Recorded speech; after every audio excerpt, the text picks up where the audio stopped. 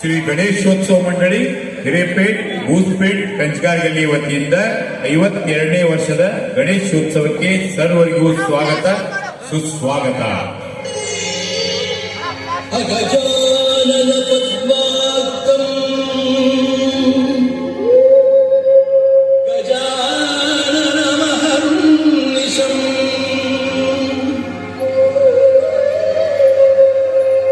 ಅನೇಕದಂ ತಂ ಭಕ್ತಾನಾಂ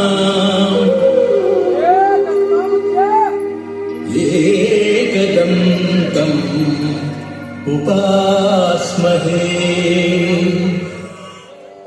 ಪೂರ್ವ ಕಾಲದಲ್ಲಿ ದೇವತೆಗಳು ದಾನವರು ನಡೆಸಿದ ಸಮುದ್ರ ಮಂಥನದಿಂದ ಅಮೃತ ಕಳಶ ಉದ್ಭವವಾಗುತ್ತದೆ. ಆ ಅಮೃತ ಕಳಶ ದಾನವರ ಪಾಲಾಗದೆ ದೇವತೆಗಳಿಗೆ ಮಾತ್ರ ಸಿಗಬೇಕೆಂಬ ಉದ್ದೇಶದಿಂದ ಶ್ರೀ ವಿಷ್ಣುದೇವ ಮೋಹಿನಿ ರೂಪ ತಾಳಿ ಆ ಅಮೃತ ಕಳಶವನ್ನು ತೆಗೆದುಕೊಂಡು ಹೋಗುವಾಗ ಅದರಿಂದ 4 ಹನಿಗಳು ಭೂಮಿಯ ಮೇಲೆ ಹರಿದ್ವಾರ, ಉಜ್ಜಯಿನಿ, ನಾಸಿಕ್ ಹಾಗೂ ಪ್ರಯಾಗ್ರಾಜ್ಗಳಲ್ಲಿ ಬೀಳುತ್ತವೆ. ಆ ಕಾರಣ ಅವು ಪರಮ ಪುಣ್ಯ ಕ್ಷೇತ್ರಗಳಾಗಿವೆ. ಭಕ್ತರೇ, ಕಳಶದಿಂದ ಅಮೃತ ಬಿಂದುಗಳು ಬಿದ್ದ ಆ ಸಮಯ, ನಕ್ಷತ್ರ ಮತ್ತೆ ಕೂಡಿದಾಗ ಈ ಕ್ಷೇತ್ರಗಳಲ್ಲಿ ಹರಿಯುವ ನದಿಗಳಲ್ಲಿ ಪುನಃ ಅಮೃತ ಉತ್ಪತ್ತಿಯಾಗುತ್ತದೆ. ಅದೇ ಸಮಯದಲ್ಲಿ ಆ ನದಿಗಳಲ್ಲಿ ಸ್ನಾನ ಮಾಡಿದರೆ ಪಾಪ ಪರಿಹಾರವಾಗಿ ನಿಮ್ಮ ಜೀವನ ಪಾವನವಾಗುತ್ತದೆ. ಗುರುಗಳೇ, ಎಲ್ಲೆಡೆ ಮಹಾಕುಂಭ ಮೇಳದ ಚರ್ಚೆ ಮಾಡುತ್ತಿದ್ದಾರೆ. ಏಕೆ ಮಹಾಕುಂಭ ಮೇಳಕ್ಕೆ ಹೊರಟಿದ್ದಾರೆ? ಪ್ರತಿ 6 ವರ್ಷಕ್ಕೊಮ್ಮೆ ಅರ್ಧ ಕುಂಭ, 12 ವರ್ಷಕ್ಕೊಮ್ಮೆ ಪೂರ್ಣ ಕುಂಭ, ಈ ರೀತಿ 12 ಪೂರ್ಣ ಕುಂಭಗಳ ವೇಳೆಗೆ, ಅಂದರೆ 144 ವರ್ಷಗಳ ನಂತರ ಮಹಾಕುಂಭ ಜರುಗುವುದು. ಆ ನಿಶ್ಚಿತ ದಿನ ಯಾವುದು ಗುರುಗಳೇ? ಒಳ್ಳೆಯ ಪ್ರಶ್ನೆ.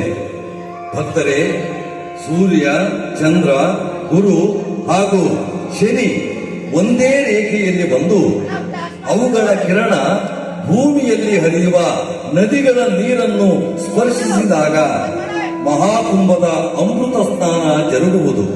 ಗುರುಗಳೇ, ತ್ರಿವೇಣಿ ಸಂಗಮದ ಪ್ರಯಾಗದಲ್ಲೇಕೆ ಸ್ನಾನ ಮಾಡಬೇಕು? ಅದರ ಮಹತ್ವವೇನು? ಭಕ್ತರೇ, ನಮ್ಮ ಭರತ ಭೂಮಿ ಪುಣ್ಯ ನದಿಗಳಿಂದ ಪ್ರಸಿದ್ಧವಾಗಿದೆ. ಹಿಮಾಲಯದ ಗಂಗೋತ್ರಿಯಲ್ಲಿ ಉಗಮವಾಗಿ ಹರಿಯುವ ಗಂಗಾ ನದಿ,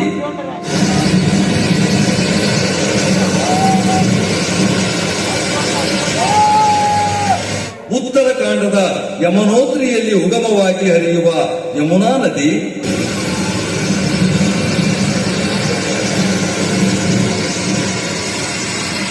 ಬದರಿನಾಥ ಹತ್ತಿರ ಉಗಮವಾಗಿ ಗುಪ್ತಗಾಮಿನಿಯಾಗಿ ಹರಿಯುವ ಸರಸ್ವತಿ ನದಿ,